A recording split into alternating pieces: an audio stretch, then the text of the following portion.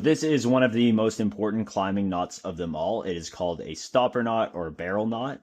And the reason this is so important is it has a couple use cases where it can prevent a fatal or serious injury. First use case is on a rappel. So just imagine that there's a climber here instead of my hand. As they are rappelling, there is a point where you're going to reach the end of the rope.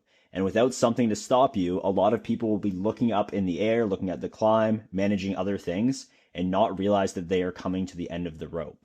So you can see here, because I have the stopper knot, if the climber was to get to here, the stopper knot is going to stop the system before coming off the end of the rope. Really important, because even with a backup on the rappel, you will still be able to rappel off the end of the rope. Use case number 2, which is probably more applicable to a lot of you. Once again, imagine this is a belayer this time, so who's standing on the ground, and you're just single pitch climbing. Your partner has went up and you are lowering them down.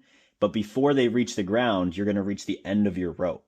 So without this stopper knot here, once again, the rope can run through the device and then you are not connected to your other climber. So as you're lowering your climber, they're going to come down, down, down. And before they hit the ground, if you reach the end of your rope, you're going to hit this stopper knot and it's going to halt the whole system and give you time to work out a plan. So this is really important and can prevent people from coming off the end of the rope, especially if you have a wandering climb or a short rope. The general practice is to tie one of these all the time, no matter what, whenever you're single pitch climbing. The way that I do it is I get a little pistol here and I'll wrap it around my fingers once and then up around and kind of back over that a second time. And then the third time, I'm actually going to stop halfway.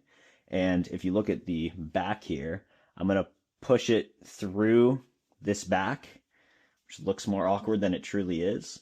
And I'm going to pull it through. So I'll show you that in full speed now. So you do this quite quickly once you get it right. 1, 2, and then I kind of pull my pistol out while I push that through. Bam, tighten it.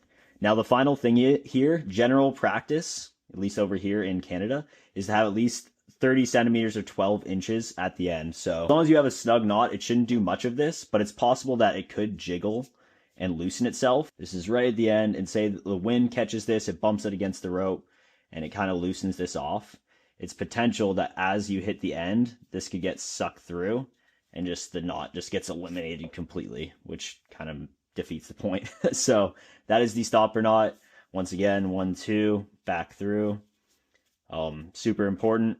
And the way to check this in the end is it's going to look a little bit crossed on one side and parallel on the other. So pretty easy one to inspect. 12 inches, you're good to go.